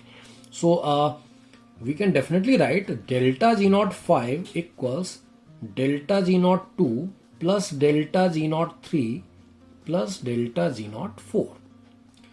So we can write, यहां से देखिए ये +5 में है, ये 0 में है, तो 5 का change for each chlorine. So -5F E05 equals for this one देखिए +5 से ये +3 में जा रहा है और यहां ये +1 है और यहां ये 0 है. सो +5 से +3 में जाना, 2 का change, so -2F E02 plus for this one N is +3 से +1 में जाना, 2 का चेंज है again, -2F E03 and then +1 से 0 में जाना, 1 का चेंज है and that's why -1F E04. So यहाँ से if you want to get E05, that will be 2 E02 plus 2 E03 plus E04 divided by 5. Just put the values. So we are writing E0 ClO3 minus 2 Cl2 जो आने वाला है, that will be 2 into 1.21 plus 2 into 1.65 plus E04 जो आएगा that is 1.61 divided by 5. If you calculate this value you will be getting 1.47 volt. Now on this side right side 1.36, on left side 1.47. Again right side is less then left side and that's why as 1.36 is even less than 1.47, that's why Cl2 even in this case cannot undergo disproportionation. And that's why this is our answer and this is not our answer. So Cl2 cannot disproportionate in acidic solution under standard conditions. So that was the answer of first part. Let's see the second part. Second part is asking you which will be better oxidizing agent between ClO4 minus and ClO3 minus in acidic medium when final form of chlorine is Cl minus. मतलब Cl4O4 minus से Cl minus जाना या फिर ClO3 minus से Cl minus जाना, which one is better oxidizing agent? Now in this case we are having a value ClO3 minus to Cl minus, it is 1.45. But we are not having direct value of ClO4 minus to Cl minus. Let's calculate that. So in ClO4 minus, Cl is in +7. In Cl minus, it is in -1. So +7 to -1, 8 electron का exchange होगा. So what we can say, if you are talking about ClO4 minus to Cl minus, it will release 8 electrons. So its N is 8. Now this is the combination of either this plus this whole thing or this is the combination of this plus this. So as we are having this value which we are going to compare with the conversion of ClO4 minus to Cl minus, so directly take this one and this one. So we are dividing it into two parts, this one and then this one. So for this part, N1 is plus 7 to plus 5, it is 2. And for this part, I'm calling it, let's call it, we have not used anything, N, I'm directly writing N, चलो N dash लिख देता हूँ. N dash is plus 5 to minus 1, 6 का change है, and the overall is 8. So what we can write again? That minus 8 F E naught of ClO4 minus 2 Cl minus will be equal to minus 2 into F E naught F of ClO4 minus 2 ClO3 minus plus minus 6 F E naught ClO3 minus 2 Cl minus.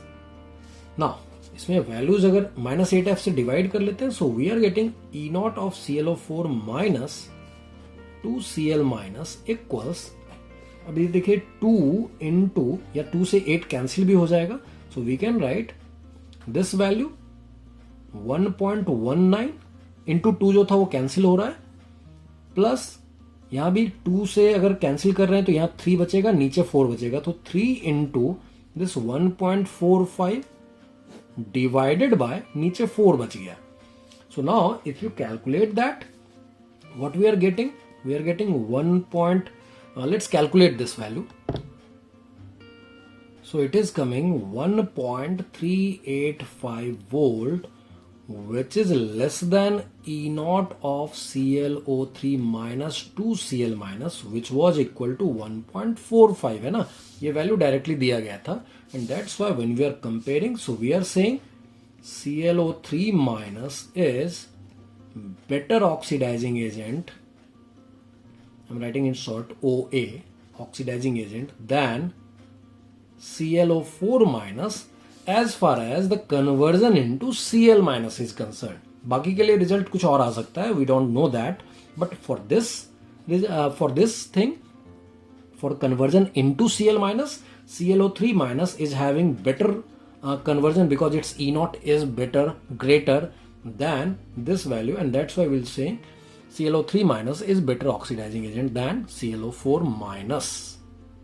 Let's move to another application of this same formula, delta G equals minus NFE, or you can say under standard condition delta G naught equals minus NF E naught. So for this, this time we are talking about determination of equilibrium constant. If you remember, thermodynamics में भी deal किया था, बाद में भी एक दो chapter में कहीं ना कहीं आया था.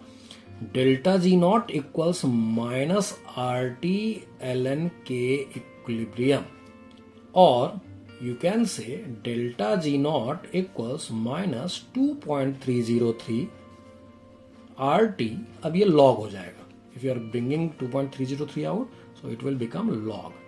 Now from this formula already delta G naught can be written as minus NF E naught, so we can write minus NF E naught equals minus 2.303 RT log K equilibrium, and that's why we can relate these two things, that minus NF से divide कर लेते हैं, E naught equals minus minus plus हो जाएगा 2.303 RT upon NF log K equilibrium. Now that's the relation in general. Now at 298 Kelvin, which is 25 degree C, ये जो चीज है 2.303 RT by F, इसका वैल्यू होता है अप्रोक्सीमेटली 0.0591. उसको आप 0.06 जैसा भी लेके चल सकते हैं. So this is giving you the result that at 298 Kelvin it becomes 0.0591 by N log K equilibrium. So which can be taken approximately as 0.06 by N log K equilibrium. So if you are knowing E naught of a reaction, you are knowing K equilibrium. If you are knowing K equilibrium, you are knowing E naught value. So let's see one question based on this formula. So you have got the question on your screen. Pause the video, try it by yourself, and then we'll see the solution of this question. So Hopefully you have solved the question. Let's see the solution of this question. क्या दिया हुआ है कि एक reaction दिया हुआ है, उसके इक्विलिब्रियम कांस्टेंट की बात कर रहा है. If temperature is not given, मैंने पहले भी बोला है 25 डिग्री सी मान लेने का, ऐसे आईटी को लिख के देना चाहिए, या मेडिकल के एग्जाम भी अगर आए तो इसमें टेम्परेचर का वैल्यू लिख के देना चाहिए. If it is not written and if it is required, take 298 kelvin as the temperature. First thing. Second thing, यहाँ पर एक रिएक्शन दिया हुआ है जिसके के इक्विलिब्रियम की बात कर रहा है कि इक्विलिब्रियम कांस्टेंट कितना होगा, एंड उन्होंने ई नॉट दो वैल्यूज दिए हुए हैं. डेफिनेटली अगर आप ये देखिए तो यहाँ Fe3 प्लस Fe2 प्लस में जा रहा है, तो this is nothing but SRP cathode, वो दिया हुआ है. एंड दूसरा आप देखिएगा जो ऑक्सीडेशन में इन्वॉल्व है वो -1 से -1/3 में आ ही जा रहा है, and that's why it is oxidation. So it is nothing but SRP anode. So that's why if you see, अगर ये दोनों वैल्यू मालूम है तो ई नॉट पहले से ही पता है हम लोगों को. E naught cell is nothing but SRP cathode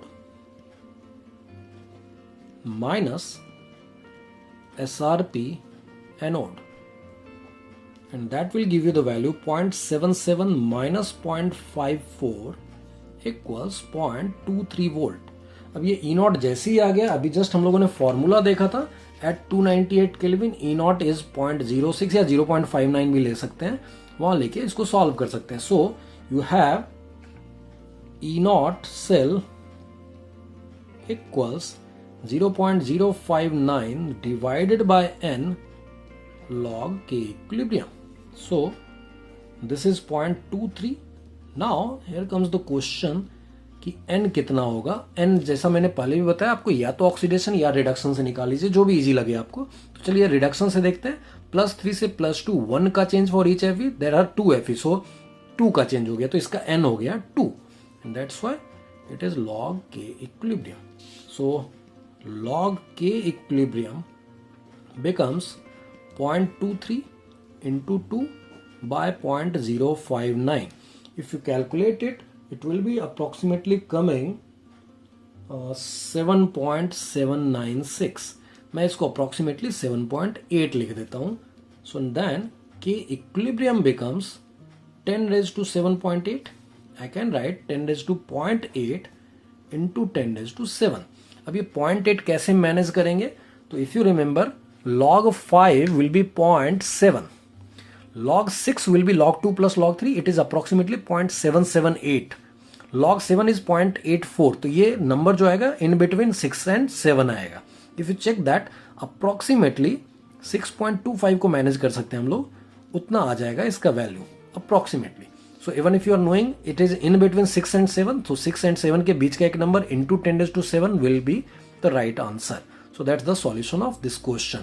Let's move to the next application of this theory जो हम लोगों ने अभी देखा है. Delta G equals -NFE and delta G naught equals -NFE naught. So ना अभी तक जो हम लोगों ने बात की है वो है डेल्टा जी की, या फिर स्टैंडर्ड कंडीशन में डेल्टा जी नॉट की बात की है. Now let's see the delta S and delta H on the basis of these two formulas only. We are already having delta G equals -NFE. इसी में अगर स्टैंडर्ड कंडीशन कभी भी बोल देगा तो will be talking about delta G not. E not यहाँ लिख देंगे, यहाँ डेल्टा एस नॉट, यहाँ delta H not. I am right now I am I am talking about the any condition. If it is standard just not लग जाएंगे सबके ऊपर. सो ये एक फॉर्मूला अपने पास ऑलरेडी है. नाउ इफ यू रिमेंबर, हम लोगों ने थर्मोडाइनमिक्स के टाइम पे देखा हुआ है कि dg equals VdP minus SdT in absence of non PV work. So ये अगर है तो we can write that S is minus dow G by dow T at constant pressure, क्योंकि कांस्टेंट प्रेशर होने से ये dp 0 हो जाएगा और फिर ये नहीं रहेगा, तो S is minus dg by dt, ऐसा कर सकते हैं हम लोग. सो इसलिए डाउ लिख देते हैं if it is partial differentiation. So eight constant pressure, pressure को कांस्टेंट मानते हुए किया, इसलिए पार्शियल तो डाउ लिख देते हैं, इसी को डेल भी बोलते हैं. So that's one thing. तो for reaction we can write delta S equals minus dow by dow T of delta G, obviously at constant pressure. So इसको डाउ को मैं आगे डी लिख के चल सकता हूं. सो अब इस फॉर्मूला पे आते हैं. Let's use this formula. अभी तक जो देखा था वो ये था, अभी दूसरा ये आया, तो अब हम लोग यहाँ पे अगर इसको अप्लाई कर दे तो डाउ टी और यहाँ डेल्टा जी की जगह माइनस NFE लिख सकते हैं. So now it becomes n into F into, अभी मैं d लिख देता हूं इसको कंफ्यूजन अवॉइड करने के लिए, and it is obvious that pressure is constant, so this is dE by dt। Now तो ये हो गया अपना फॉर्मूला डेल्टा S का। Again we have use that delta G equals minus NFE। इसके अलावा जो एक और पॉइंट आ रहा है डेल्टा H का, तो delta G is delta H minus T delta S, so delta H will be delta G plus T delta S। तो एट अ गिवन टेम्परेचर इसकी जगह हम लोग लिख सकते हैं minus NFE and plus T into इसकी जगह हम लोग लिख सकते हैं NF dE बाई dt। तो इस पूरी चीज को अगर आप देखिए तो यहां से फॉर्मूला बनता है delta H equals, if you are taking minus NF common तो यहां ब्रैकेट में E आ जाएगा, इसके अलावा माइनस NF लिया है तो यहां माइनस लिखना होगा और फिर T into dE by dt। तो that's the formula of delta H। तो ये हो गया दूसरा फॉर्मूला। यहां एक इंपॉर्टेंट पार्ट क्या है, यहां एक dE बाय dt जो आ रहा है, this dE by dt is called temperature coefficient और temperature gradient of potential. So इससे दो चीजें होती हैं, if you are assuming linear variation of E then you can also write assuming linear variation of E, क्योंकि question में practically ऐसा ही रहता है। ऑफ E अगर आ रहा है तो we are writing dE by dt equals E at T2 minus E at T1 divided by T2 minus T1। तो कई बार आपको दो टेम्परेचर पे E के वैल्यूज दिए हुए रहेंगे, इससे समझ में आता है कि उन्होंने आपको dE बाई dt देने का पर्पस था उस इंफॉर्मेशन का। That's one part. दूसरा पार्ट क्या है, ये dE बाई dt का पॉजिटिव निगेटिव होने से रिलेटेड भी क्वेश्चन दिखेंगे। If it is positive that means T बढ़ने से E बढ़ेगा, T कम होने से E कम होगा, या फिर उल्टा भी बोल सकते हैं, अगर dE बाई dt पॉजिटिव है तो E कम होने से T कम होगा, अगर dE बाई dt निगेटिव है तो E कम होने से T बढ़ेगा। तो कई जगह ऐसे क्वेश्चन मिलते हैं जहां dE बाई dt का वैल्यू दिया हुआ रहता है, वहां हो सकता है कि वैल्यू इंपॉर्टेंट ना हो, उसका साइन इंपॉर्टेंट हो। तो जैसे बताया during the functioning of galvanic cell हम लोग जानते हैं कि as it reaches towards equilibrium cell will try to become dead, है ना, धीरे धीरे इक्विलिब्रियम पे पहुंच जाने का मतलब है डेल्टा जी जीरो, डेल्टा जी जीरो का मतलब minus NFE zero, minus NFE zero होने का मतलब E जीरो। सो अगर वो सेल इक्विलिब्रियम की तरफ बढ़ रहा है उसका रिएक्शन, तो इसका E कम होता चला जाएगा और फाइनली वो जीरो को रीच करने वाला है, and that's how the cell will be called a dead cell. ठीक है, तो कई बार पूछता है कि at what concentration of this thing the cell will become dead, ऐसा भी पूछ रहा है, तो समझ लीजिए वो इक्विलिब्रियम कंडीशन पे पहुंचने की बात कर रहा है। That's one part. लेकिन अब हम लोग ये जान रहे हैं कि during the functioning of galvanic cell अगर वो इसका E धीरे धीरे कम हो रहा है तो अब ये डिपेंड करेगा टेम्परेचर कोफिशिएंट पे कि उसका T बढ़ रहा है या कम हो रहा है। ठीक है, तो ये इससे रिलेटेड कई बार क्वेश्चन मिलते हैं। अदरवाइज बाकी न्यूमेरिकल क्वेश्चन में ये जो है दो टेम्परेचर पे अगर E का वैल्यू दिया हुआ है, समझ लीजिए उन्होंने dE बाई dt निकालने को ये डेटा दिया हुआ है। So let's see one question based on that and then we will move forward. So एक नेक्स्ट क्वेश्चन आपके सामने स्क्रीन पे है, ये एक्चुअली IIT JEE का ही पूछा हुआ 2001 का क्वेश्चन है, जिसके 3 पार्ट थे, क्योंकि तीसरे पार्ट से रिलेटेड थ्योरी मैंने आपको बताई नहीं, इसलिए मैंने वो क्वेश्चन दिया नहीं है। सो पहले 2 पार्ट आप अभी सॉल्व कर सकते हैं। So pause the video, note this question in your notebook and then try to solve it. जितना सीखा उससे ही होगा, so try to solve it and then will see the solution of this question. Okay, so hopefully आप लोगों ने solve किया होगा। Let's see the solution of this question. आपके पास एक सेल नोटेशन दिया हुआ है। पहली चीज गौर कीजिए, इसमें कोई डबल वर्टिकल बार नहीं है, इसका मतलब है उन्होंने एक कॉमन सॉल्यूशन लिया है। ये HCl का सॉल्यूशन है which is providing H+ for the anode and Cl- for the cathode. इसका मतलब है एनोड पे जो रिएक्शन होने वाला है उसकी अगर हम लोग बात करेंगे, क्योंकि इन्होंने पहला क्वेश्चन यही पूछा, write the balance cell reaction. अब यहाँ पे केयरफुल रहिएगा, ये क्वेश्चन जब पूछा गया था तो वो सब्जेक्टिव क्वेश्चन था। बैलेंसिंग के मैनर इनफाइनाइट हो सकते हैं, तो इट डिपेंड्स ऑन यू कि आप किस तरीके से बैलेंस करते हैं, लेकिन आपकी बैलेंसिंग पे बेस्ड डिपेंड करेगा कि आपका अगले पार्ट का आंसर क्या आएगा। क्योंकि उन्होंने पूछा calculate delta H not and delta H not for the cell reaction, मतलब जो रिएक्शन आपने जिस तरीके से दिखाया उसका, क्योंकि if you change the coefficients, that means if you are changing the manner of balancing the reaction, the delta H naught and delta S naught will also be changing, because H is also extensive property है ना. So that's why, and S is also the extensive property. So that's why जो second part का answer आएगा that will depend on the first part का answer. तो आप जिस तरीके से इसको बैलेंस कीजिएगा उसके हिसाब से आपका आंसर आने वाला है. So if I am writing H2 is going in the form of H plus, that is oxidation, तो we can write the balanced reaction. ये कई बार हम लोगों ने किया हुआ है, so we can write this one as this thing. वैसा ही कैथोड पे जो आ रहा है, अब ये याद कीजिए, ये पहला जो मैंने बोला ये under standard condition it is SHE, और otherwise in general under any condition it is hydrogen electron, जिसको हम लोगों ने रेफरेंस बोला था अंडर स्टैंडर्ड कंडीशन. ये जो दूसरा वाला पार्ट है ये देखिए मेटल इनसॉल्युबल और स्प्रिंगली सॉल्युबल सॉल्ट वाला हाफ सेल है, इसलिए यहां पर Cl माइनस की जरूरत थी. तो यहां क्या हो रहा है, क्योंकि यहां ऑक्सीडेशन हो रहा है तो यहां रिडक्शन करवाना है.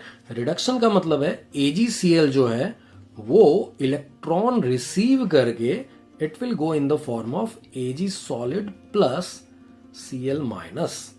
Now before writing the overall cell reaction you need to equate the electrons in the two things.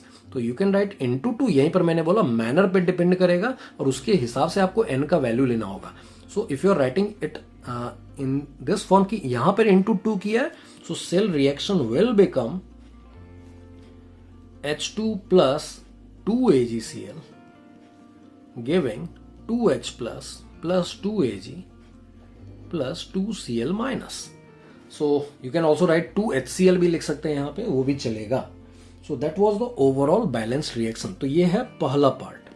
Second part पे आते हैं. सेकेंड पार्ट में इन्होंने delta H not delta S not की बात की है. तो सबसे पहले देख लेते हैं उन दोनों को निकालने के लिए क्राइटेरिया क्या क्या है. फॉर्मूला में डेल्टा S नॉट की बात करें तो यूनिट N यूनिट F का वैल्यू अपन को पता है, DE/dt की जरूरत है यहाँ पे. तो सबसे पहला काम क्या करते हैं, DE/dt निकाल लेते हैं. सो DE/dt अगर निकालना है तो हम लोग ऑलरेडी जानते हैं या तो उसका वैल्यू दिया हुआ होना चाहिए, जो कि दिया हुआ नहीं दिख रहा है, बट उससे रिलेटेड मैंने बताया था कि दो डिफरेंट टेम्परेचर पे आपको E का वैल्यू दिया रहेगा. तो we can talk about E at any particular temperature ले लेते हैं. 35 degree C and 15 degree C पे बात कर रहा है.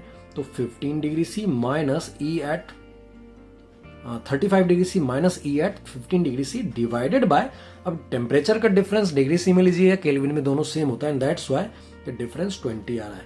So this number is 35 degree C पे it is 0.21 minus 15 degree C पे it is 0.23. So this will have value 0.02 divided by 20. So what we are getting, 2 upon 2000, that means 10 raised to minus 3, and that too in with a negative sign. So negative sign का implication मैंने बताया था, इसका मतलब E अगर कम हो रहा है तो टेम्परेचर बढ़ेगा यहाँ पे. That can be one of the question. So इसका वैल्यू अगर हम लोग देखेंगे तो minus 10 raised to minus 3 आ गया. तो आगे अपने पास फॉर्मूला है, डेल्टा S का फॉर्मूला है, that is N into F into DE/dt. So that will become, अब N कितना है तो इस दिए हुए बैलेंस रिएक्शन के लिए जिस तरीके से हमने बैलेंस किया उसके लिए N is 2. So that's why 2 into 96,500 into minus 10 raise to minus 3, और ये जो आएगा वो जूल में आएगा क्योंकि अभी तक SI यूनिट में चल रहा है, तो जूल पर kelvin. So this will B minus 96.5 joule पर kelvin. That's the answer. Next delta H की बात अगर करें तो वो उसका जो फॉर्मूला था that was minus NF E minus T into DE/dt. तो इस फॉर्मूला में आप सारे वैल्यूज रख देंगे. N का वैल्यू 2, 96,500, E का वैल्यू, अब E का वैल्यू जो पता करना है उन्होंने किस पे पूछा है, देखिए आई थिंक उसका वैल्यू बोला है कांस्टेंट है. कोई भी एक टेम्परेचर आप यूज कर सकते हैं क्योंकि क्वेश्चन में इफ यू सी उन्होंने दिया है कि इनका वैल्यू जो है remains constant unchanged in the range this one. तो कोई भी एक टेम्परेचर चूज कर सकते हैं. तो whatever temperature you are taking here, for that temperature only you have to report the E का वैल्यू.